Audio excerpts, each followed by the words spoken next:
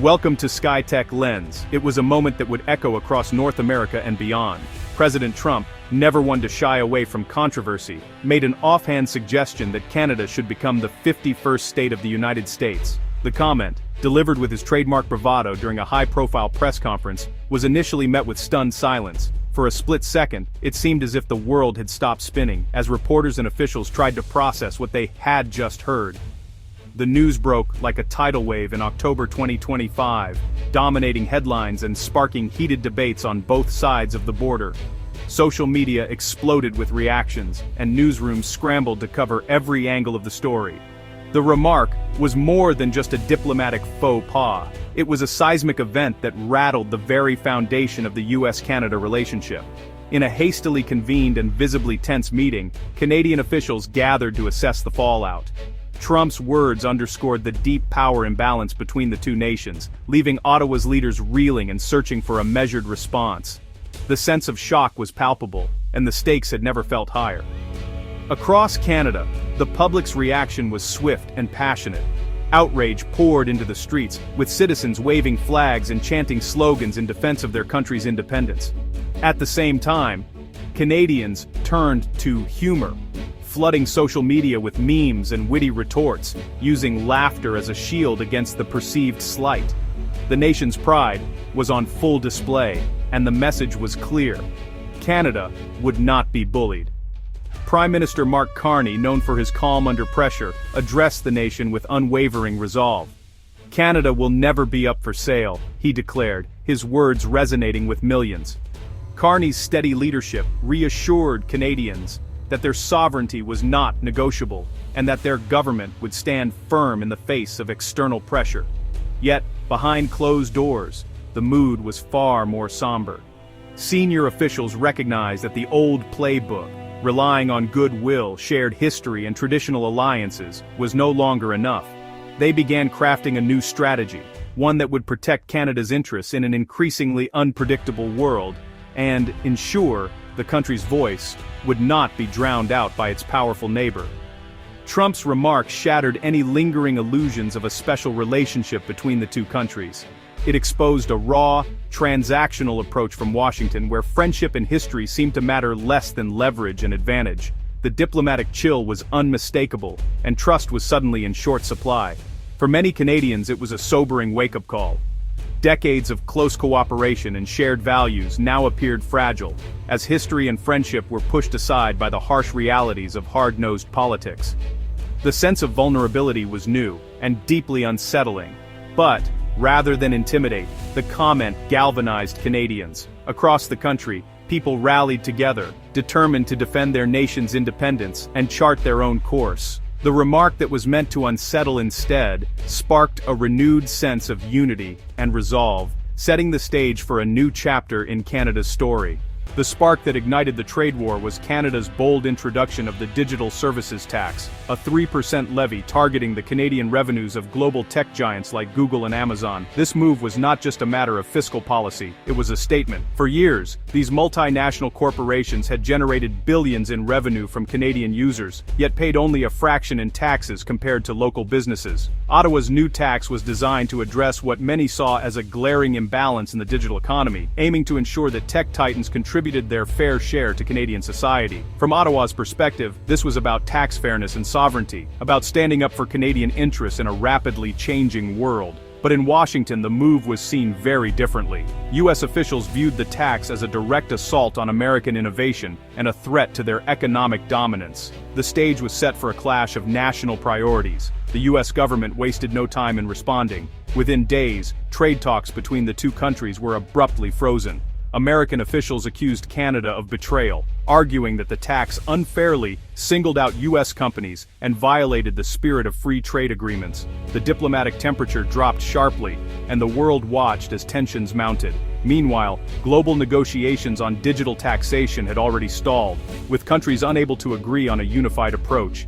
Canada's unilateral move became a lightning rod, symbolizing the worldwide struggle to adapt tax systems to the realities of the digital age.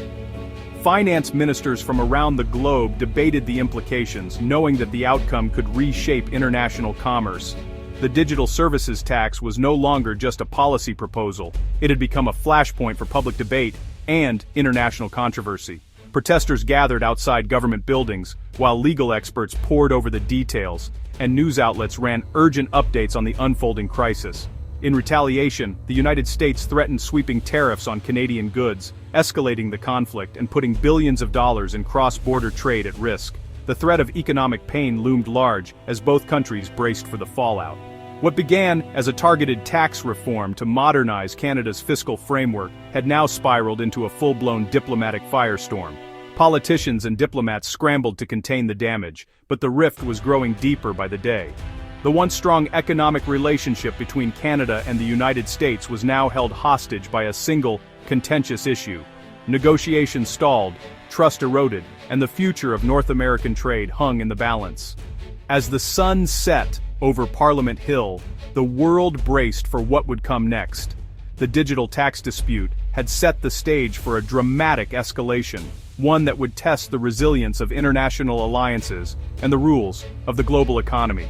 President Trump's strategy was pure hardball, public threats, tariffs, and relentless pressure. From the very beginning, he made it clear that he was willing to upend decades of diplomatic tradition to get what he wanted. His approach was confrontational, calculated to keep both allies and adversaries off balance. Trump's team believed that unpredictability was a weapon, and they wielded it with precision, making every negotiation feel like a high-stakes showdown. His 90 deals in 90 days campaign targeted Canada with sweeping 25% tariffs on most exports. These tariffs weren't just numbers on paper, they hit Canadian businesses hard, threatening jobs and livelihoods across the country. The message was clear: the United States was prepared to use its economic might to force its neighbors to the table, no matter the cost. When Canada stood firm, refusing to bow to American pressure, Trump doubled down. Tariffs soared to 50%. A move designed to cripple key sectors like manufacturing, agriculture, and energy. The impact was immediate. Factories slowed production, exports stalled at the border, and uncertainty rippled through the Canadian economy. For many, it felt like economic warfare. Trump's approach was as much about domestic politics as economics, projecting toughness for an election year. He knew that playing the role of the hard-nosed negotiator would resonate with his base, especially in key swing states. Every public statement, every tweet, was carefully crafted to show American voters that he was fighting for their interests, no matter how high the stakes. He framed the dispute as a battle, not a negotiation, and kept the pressure high with new threats on steel and aluminum. These industries, symbolic of American strength, became rallying points in his campaign. By targeting them, Trump sent a message to both domestic and international audiences. The United States would not back down, and compromise was not on the table. By July, the campaign had failed to secure a deal with Canada, but the threats kept coming. Canadian officials scrambled to respond, holding emergency meetings and consulting with business leaders. Across the country, uncertainty grew as families and companies wondered what the next day would bring. The sense of crisis was palpable, and the pressure on both sides was mounting.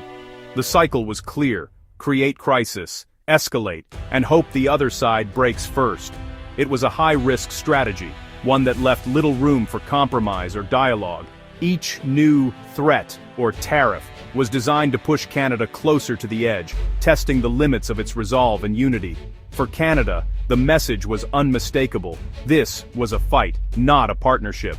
The country rallied together, with leaders and citizens alike vowing not to be bullied. Protests erupted, and the Canadian government made it clear that it would defend its interests no matter how tough the road ahead. The stakes had never been higher. With economies, jobs, and national pride on the line, both sides braced for a prolonged standoff, one that would test not just their economic strength, but their political will and determination. Prime Minister Carney countered Trump's aggression with calm, disciplined diplomacy. He avoided public spats, focusing on quiet negotiations and keeping lines open through Ambassador Hillman. Behind the scenes, Canada prepared firm responses and built a united front with premiers, unions, and business leaders. Carney's strategy: appear reasonable, but be ready to retaliate if needed. Canada set a clear deadline. If U.S. tariffs hit, Canadian counter-tariffs would follow immediately. The government's unity signaled to Washington that division was not an option. Carney's approach blended patience with resolve, a calm exterior, but a steely plan. The message: Canada would not be bullied, and was ready for whatever came next. Diplomacy was the public face. Strength was the reality. The core disputes, steel, aluminum, and dairy, were old wounds reopened. U.S. tariffs on Canadian metals threatened jobs and stability, disrupting industries deeply tied to American manufacturing. Tariffs raised costs for both countries, hurting businesses and consumers alike. The dairy battle was equally fierce. Canada's supply management system, fiercely protected at home, was a prime U.S. target. Carney defended it as non-negotiable, though minor concessions were possible. For Trump, breaking into Canada's dairy market was a political trophy. These entrenched issues became the main roadblocks to any deal. The trade war's toll was deeply personal. Factories in Windsor cut shifts, layoffs surged, and families faced uncertainty. Tariffs drove up costs, stalled investment, and threatened the middle-class dream for thousands. In the U.S., inflation soared as businesses paid more for Canadian materials, passing costs to consumers. The pain was mutual. Higher prices disrupted supply chains and economic anxiety on both sides. Global trade slowed with ripple effects from China to North America. The trade war, meant to protect jobs, now threatened entire economies. Trump's poll numbers on the economy dropped as the fallout spread. The human cost was undeniable and growing. Facing U.S. volatility, Canada accelerated its pivot to Europe, seeking new markets and allies. Carney courted European leaders and investors, positioning Canada as a stable, attractive partner. Major European investments flowed into green energy and tech, deepening ties. This strategy gave Canada leverage in Washington and signaled it wasn't isolated. The EU partnership became a diplomatic counterweight to U.S. pressure. The trade war exposed the risks of over-reliance on one partner. Canada was building a more resilient, globally connected future. October brought a stunning shift. Trump, suddenly conciliatory, praised Carney and hinted at a deal. Economic pain and falling poll numbers likely drove the change. Both leaders ordered negotiators to resolve key issues fast: steel, aluminum, energy. Talks turned urgent and pragmatic, with hope returning to battered industries. Carney's patient diplomacy and Canada's quiet resolve had paid off. The public commitment to a solution was the first real breakthrough in months. Businesses and workers saw a glimmer of relief. The end of the trade war was finally in sight. The trade war left a lasting scar. Trust and goodwill between the U.S. and Canada were badly damaged. The special relationship was gone, replaced by caution and a drive for independence. Canada's pivot to Europe and diversification became a national priority. U.S. protectionism proved costly at home, alienating allies and hurting consumers. Future ties will be pragmatic, not sentimental. Canada will guard its interests more closely. The friendship endures, but innocence is lost. Both nations must now navigate a new, more uncertain reality. Even the closest friends must learn to stand alone.